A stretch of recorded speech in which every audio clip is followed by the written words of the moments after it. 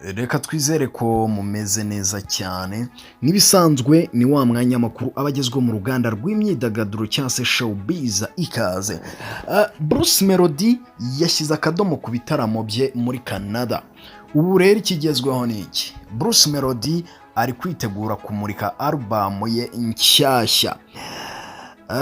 Ni album ari guteganya kuzamurikira muri Leta Zunze Ubumwe za Amerika.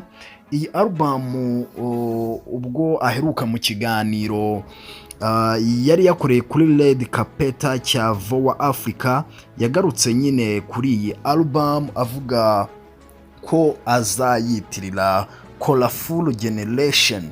Ngira ngo iyi ni indirimbo imwe iri kuri iyi album ari nayo ateganya kwitirira iyi album ye, yamaze gutangaza ko azayimurikira muri Leta Zunze Ubumwe za Amerika, dore yuko nyine yari amaze urugendo muri Canada ari kuzenguruka mu bitaramo bitandukanye yari afiteyo, harimo nk'igitaramo yakoreye muri Ottawa ku itariki 26 Ukwakira 2024, ataramira mu mujyi wa Montreal ku itariki ya mbere Ugushyingo, hanyuma ku itariki ya 2 n'undi Ugushyingo uyu mwaka wa 2024 yataramiye mu mujyi wa Toronto. Ni mujye mu rugendo rw'ibi bitaramo bye byarangiriye mu mujyi wa Vancouver ku wa gatandatu tariki 9 Ugushyingo 2024. So Bruce Melody rero ubu ari guhirimbana cyane, ari mu myiteguro y'uburyo ki iyi album ye nshyashya igiye gusohoka. Nyine amakuru ahari ni ukavuga ko yitegura kuyimurikira muri Leta Zunze Ubumwe za Amerika.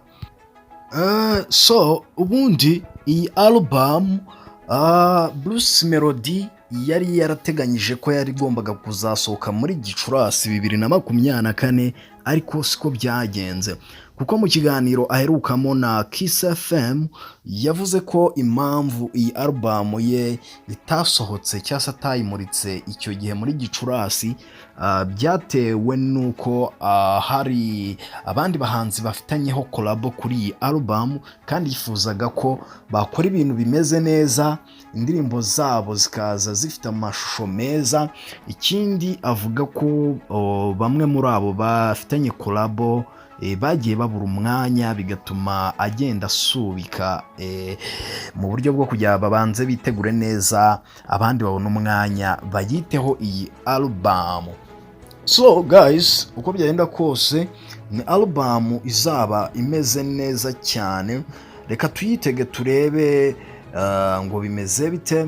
Hanyuma rero tubashimiye ko mudukurikirana muri benshi, dukunda ko mukurikirana ibiganiro byacu hano kuri Bikorwa Official. Reka tuze guhura mu zindi nkuru ziri buze gukurikiraho. Bye.